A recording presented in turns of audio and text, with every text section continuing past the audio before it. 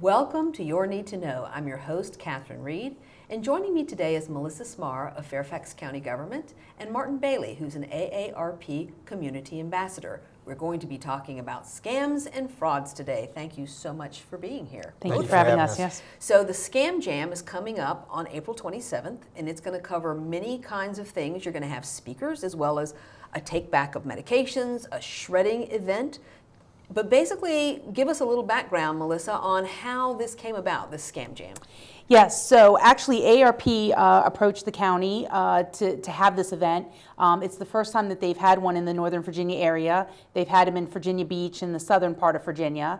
So in 3 months, we were able to pull one together last April at the Fairfax County Government Center. We had about 200 people. So for our first event, we were very excited. And so we're having the second annual one this year, and as you said, it's on April 27th from 9 to 1. We have some guest speakers, including Susan Hogan, who's the NBC4 consumer investigative reporter, and Elizabeth Leamy, who has written 2 consumer books, and she's currently a Washington Post writer. Wow, that's amazing. So scams are an enormous problem, and it's costing billions of dollars every year, and some of the most vulnerable people in our community are being targeted by people who pretty much anticipate how people are going to react, especially older people. Yes. Last year you were saying about the amount of scamming. Last year you had 16.7 million people got scammed, or actually lost their identity. Wow. And you had $16.8 billion worth of cost of that. Every 2 seconds, somebody loses their identity. Now, one of the things is the Social Security number, and that is the key, that you never give your Social Security number out. If you look on your Social Security card, especially if it was issued between 1946 and 1972, which is our generation that we're looking at now, is it says not for identification. But Social Security has used that for identification now. And that's one of the things, a lot of people are still asking you for your Social Security number. You do not have to give your Social Security number out. But a lot of us, like in my generation, when my optometrist asked for my Social Security number, even though I knew he didn't need it for anything, I gave it to him anyway because it was on the form. And I'm like, am I going to say I'm not going to give you my Social Security number? But we all need to be far more cautious. You know, it used to, once upon a time, it was on our driver's licenses. Once upon a time, it was your ID number in college, at least when I went to college. You know, people have been very cavalier about letting go of their Social Security number, but it opens the door for identity fraud and a lot of other things. Yeah, Social Security number is the key. Once I have your Social Security number, that opens the door for all kind of frauds and scams that I can use against you. But it's because it's so easy to find the other information, it's correct? so easy to find the other information. Most of the other information is really in public access. Your address, your name, your birthday, a lot of that stuff is out there. If you have any type of social media, Facebook, LinkedIn, where you've posted that, it's out there. I can get it. And once I have that, if I have your Social Security number, I now have your identity. And now I can open up accounts. I can just do all kinds of things against you. So with the Silver Shield, which is the program in Fairfax County government where you are, explain a little bit about how Silver Shield came about and what that program is designed to do. Yes, so a lot of different agencies such as Land Development Services, where I currently work, Consumer Affairs, Neighborhood and Community Services, the Fairfax County Police Department, Office of Public Affairs, Office of Emergency Management, we were all doing our own programs. So it was actually a resolution by Supervisor Gross who asked that we be put together. And so we came up with Silver Shield, and ironically the name came about because of, people's colored hair. And so Really, I was thinking badge. When Silver Shield, I'm like, badge. That's my first thought. No, it got into that, and we actually have our window clings now that are badges. So it's really been a great program. And so what we do is we all give educational outreach, but this is more focused on scams. We've gone to community centers, we've gone to senior centers, we've gone to retirement homes, we've gone to homeowners associations, we've gone to high schools.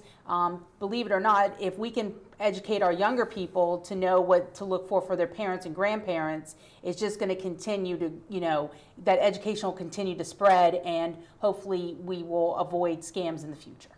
So some of they run in cycles, don't they, Martin? I mean, you've got a scam that's sort of the scam of the month or the year, and it's kind of like whack-a-mole, and you figure out how to shut it down, and then something else pops Something up. else will come up, yeah. That just seems to be the way it is. I think right now you have the grandparent scam, which is one of the big ones out there. Your Social Security scam. Medicare used to have the scam where we're being issued your new Medicare card. If you give me your old Medicare number and $15, I'll make sure that you get your Medicare card faster. Problem with that is not only do I rip you off $15, but now I have your Social Security number. The newest scam with the Medicare card is, oh, by the way, the new Medicare cards were issued. However, there's erroneous information. Can you give me your Medicare number and your old Medicare number so we can compare the information on it? So again, the scammers are out there. They say they just like one step ahead of everything. So they're being assaulted by telephone, they're being assaulted by email, but there are also people who show up at their front door. Yes. Yes. And that's where the Fairfax County Police Department have been investigating these people. They are affectionately known as woodchucks. They're primarily from the Culpeper, Fredericksburg, and Warrenton areas. And they are basically targeting our elderly citizens who are widowed or widowers. And they know that, in some cases they know how much money they have. They know that, they look for Cadillacs or Toyota Camrys in the driveway, which my dad drives one.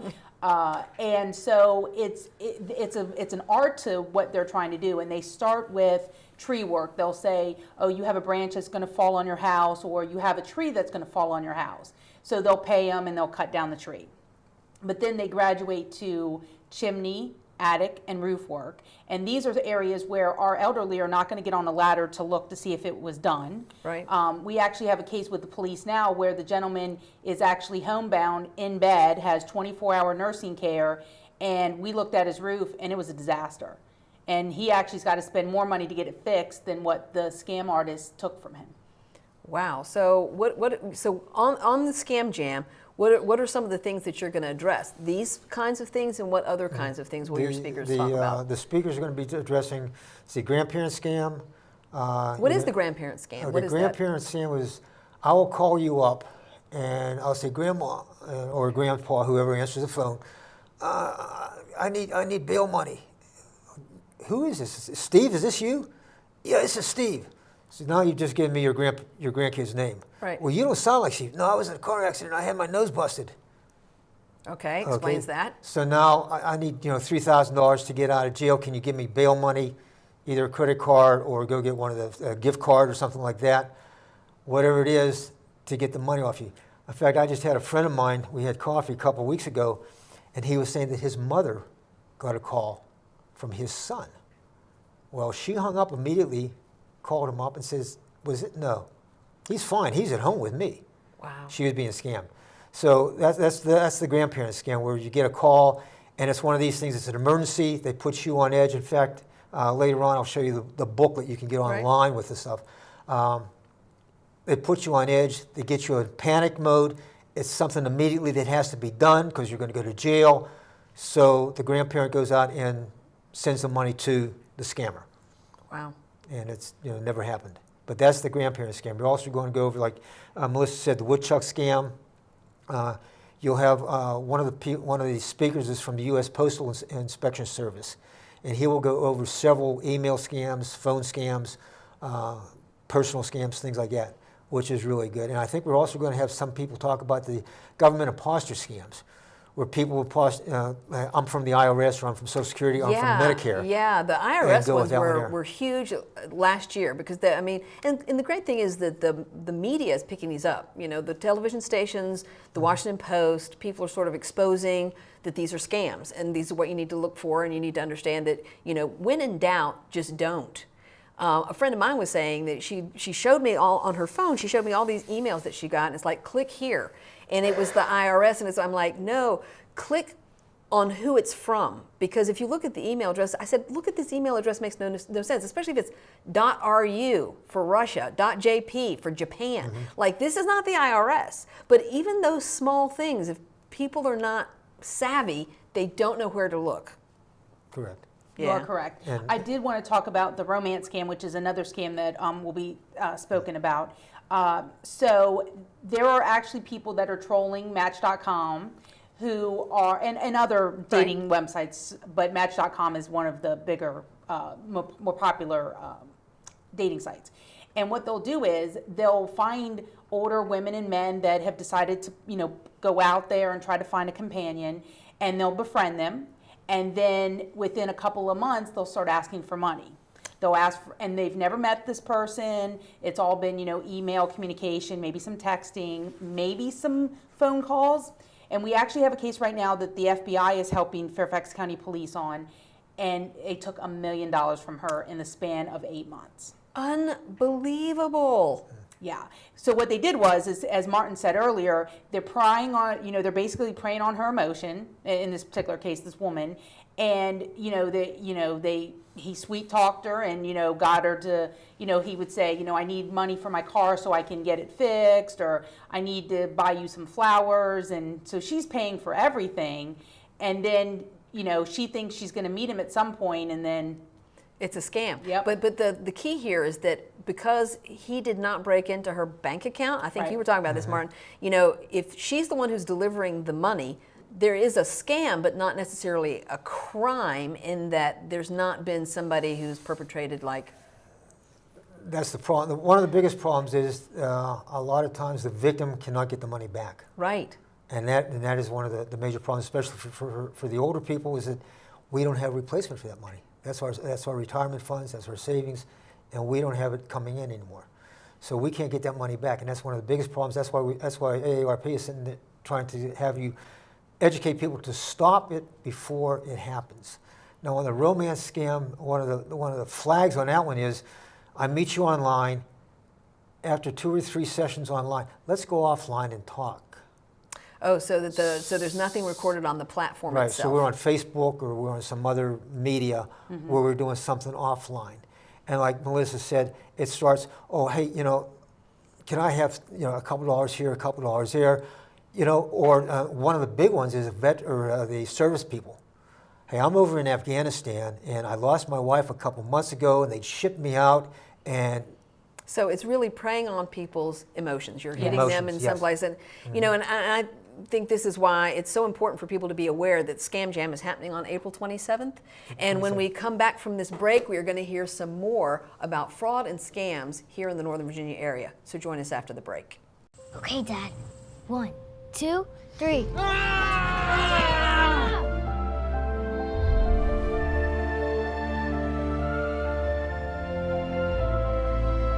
You saved me. Dad? Are you okay? I'm fine, dear. Your hero needs you now, and AARP is here to help. Find the care guides you need at aarp.org/caregiving. They gave me Vicodin after my knee surgery. They kept prescribing it, so I kept taking it. I didn't know it would be this addictive. I didn't know how far I'd go to get more.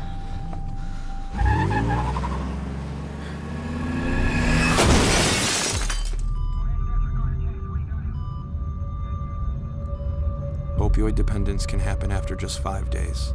Know the truth, spread the truth.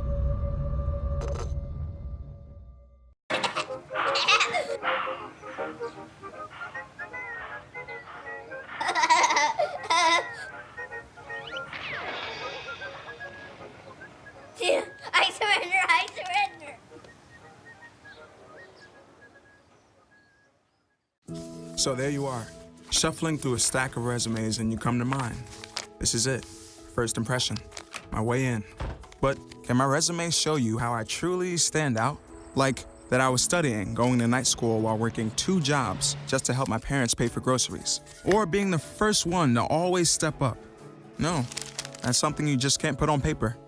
Look beyond the resume and discover new ways to develop great talent that is dedicated, hardworking, and determined like me.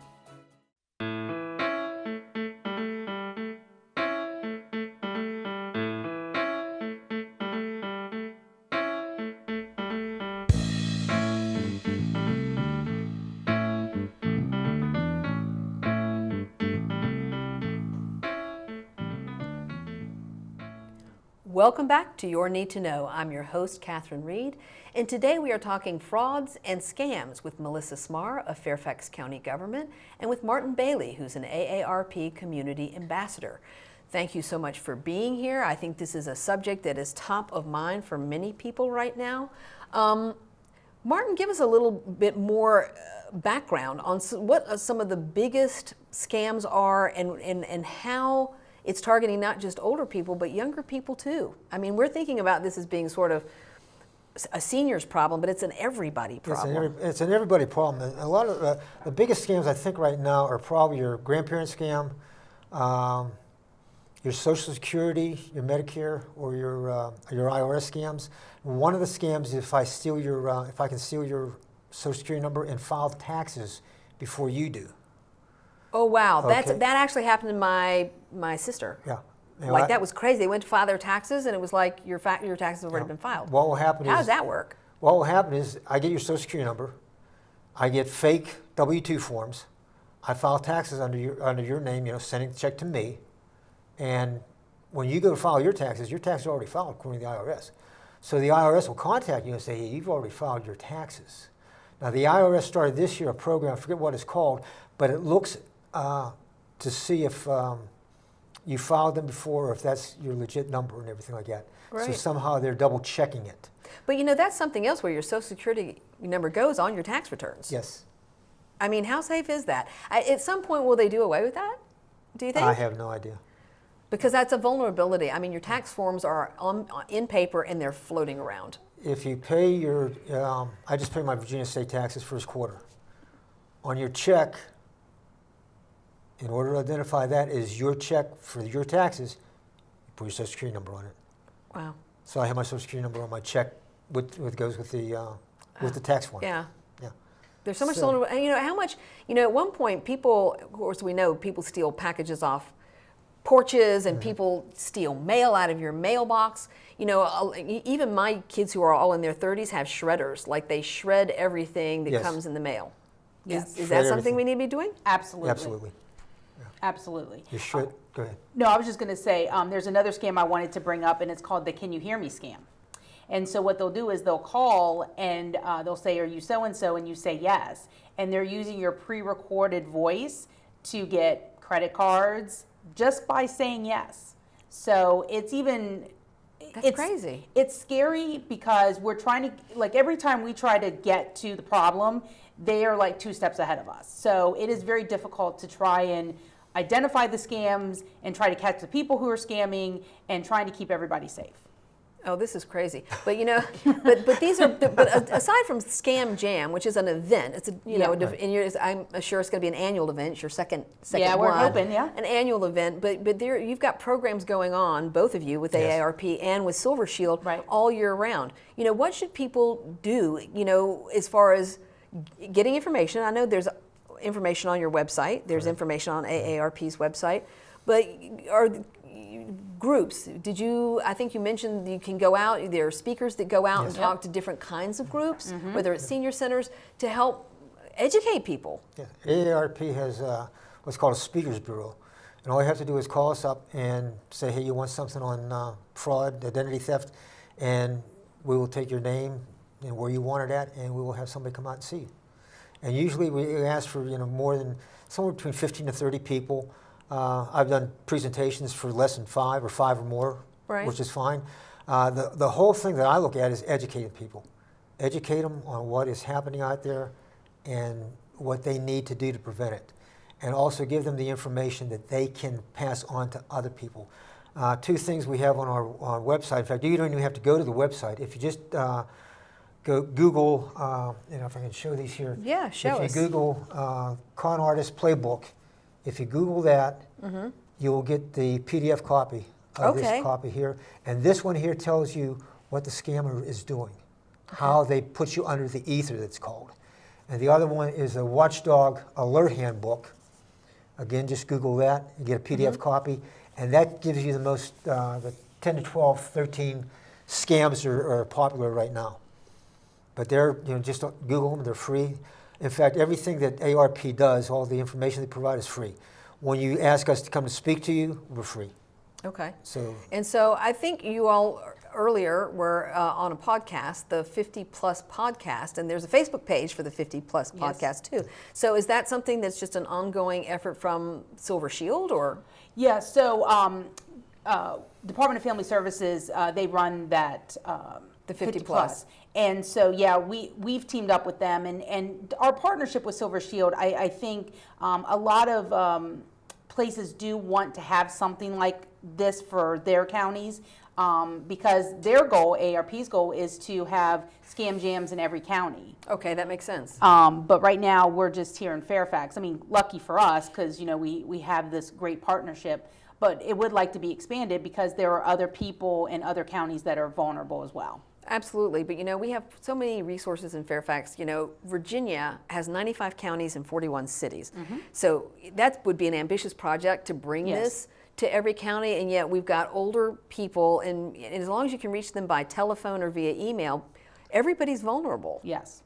You know? So, you know, as we go forward in Fairfax County, do you see other, you know, programs being made more or being made available to groups specifically that are requesting this? I mean, they've got a speakers bureau. Do we just have you, Melissa? Well, no, we have our team, so we kind of, what they say, divide and conquer. So we get a list of all the, you know, events that people Right. want us at, and then we, you know, decide who can go and you know, how many people are going to be there and whatever else. Because we not only do speaking engagements, but we also bring tables. So we have an event tomorrow where his colleague's going to be there from AARP and a couple of our county agencies to have this information available. And, you know, we encourage people to take a couple of brochures for their friends who cannot attend, because we want to get the information out there. Right, and so people should be thinking about both of you for conferences and events where you're either have a population of people who might be in that vulnerable category, or it just makes sense as far as information distribution. Yeah, I was actually lucky enough in November of 2018 to be a guest speaker at Senator Warner's Women's Conference down in Roanoke. Yes. Oh my gosh, I've been to that conference before. It was that is fantastic. great. And there, you know, various times there have been aging conferences. I went to the one 2 years ago, I think, that was in Roanoke as well. So there's all kinds of events that, you know, people should think of you, both of you, and the fact that this is information that that needs to get out. Yeah, and I was just going to give you a statistic. I think, you know, by 2030, it's going to be $75 billion that people around the world are going to be scammed out of. And so it's not just a Fairfax County problem. It's not just the United States problem. It's a world problem. And if we don't somehow kind of start the education piece, and we have a two-pronged approach. We have the education piece, and then we're working with the police department on the enforcement piece, because that's where we're hopefully going to get some of this to stop. And so, words of wisdom, Martin. I mean, you know, you know, just again, it's like whack-a-mole. Just when you think that, you know, law enforcement, or the media has exposed a scam, and it's kind of like it seems to be on the decline. Should we all just be a little bit more careful? Should we be more suspicious? Is being suspicious a good thing? Because I think it is. I think we should be suspicious. you definitely should be suspicious. Be more careful. If you want to, you can go on our website. In fact, you go to www.aarp.org/Fraud Watch Network, and you can find out a slew of information there. Or you can even give us your email address, and we will email you like once a week the latest scams, things Oh, that so are you happening. can subscribe to Oh, get yeah. the No, latest you can scam. Oh, that's subscribe to great. that. And we also have the phone number is for our network is 877-908-3360. That is, I want to say it's a hotline, but that line gives you or has trained volunteers that are specifically for the fraud. Some of them have been victims of fraud, and they will help people who are victims help you recover from it, or give you the resources where to go to recover from the fraud and what's going to happen. And also, if you think there's a fraud, you can report it to them, and we'll make sure it gets to the correct government agency or law Yeah, enforcement this agency. sounds like a great collaboration too, So- because law enforcement kind of is under your silver shield as well. Well, they're the one. They were one of the founding members. I mean, it's important. We're seeing a lot of scams that that are, and of course, the other thing I want to bring up is the elderly do not want to report it. They are embarrassed, they're scared. They, as Martin said earlier, you know, they've grown up in a generation where they, you know, are courteous and a handshake's a contract, but now you've got these younger people that are scammers and are taking advantage of the way they were brought up. If you look at the scams, most people think it's financial. Right? Well, it's not financial, it's also emotional. And like Melissa was saying, okay, you have, I'm embarrassed that this is happening. You can lose your job, you can get sick. It's just amazing the psychological and the psychological and the physical things that can happen to a person that gets scammed. Yeah, we actually had a couple of cases, that brings up a very good point. We actually had a case with the police, and it was a husband and wife, and just the amount of stress they were under because they lost their entire life savings, they died within 2 months of each other. That is tragic. Yes. Oh yeah, it's just it's amazing what It's an emotional happened. toll on people because now they don't have, you know, especially the people that lost their life savings, how are they going to live? I know. How are they going to make, you know, how are they going to eat? How are they going to pay their bills? How are they going to live in the house that, you know, they spent their entire life, you know, building and you know, paying off? You know, I think one of the problems we have, and I know Fairfax County government has expended a lot of energy on programs that help with social isolation of seniors, because this is the other thing. You know, you kind of, when you have somebody who's living alone, it doesn't have a lot of contact on a regular basis, it's much easier for scammers to target them. Absolutely. You know, and so I think probably one of the things that we can do for our older friends and neighbors in our community is to just check in, right? Yes, absolutely. And that's part of what we tell, when I used to go to the high schools, we would tell them, you know, hey, check on your neighbors, you know, and your grandparents, make sure they're okay, especially if, you know, if the, you know, grandpa died or the grandmother died and, you know, your other surviving grandparent is still living. Make sure they're okay. And one of the things AARP will do is they'll do, don't want to call it an outreach program, but they have social events for other, you know, if you're not an AARP member, you still can go to some of these social events. You know, and I think we need to keep that in mind too, the fact that social isolation also helps to make a population more vulnerable than they already are. So I want to just say thank you, Martin. Thank you, Melissa. This has been excellent. I think that you are really addressing something that scares a lot of people. And I'm glad you brought up the issue of being embarrassed about the fact that you've been the victim of fraud, and we need to remove that too. So thank you both for being here. Thank you for having us. I want to encourage our viewers to check out both the website at Fairfax County, also at AARP, and to learn more about how to protect our older citizens. This is what you need to know.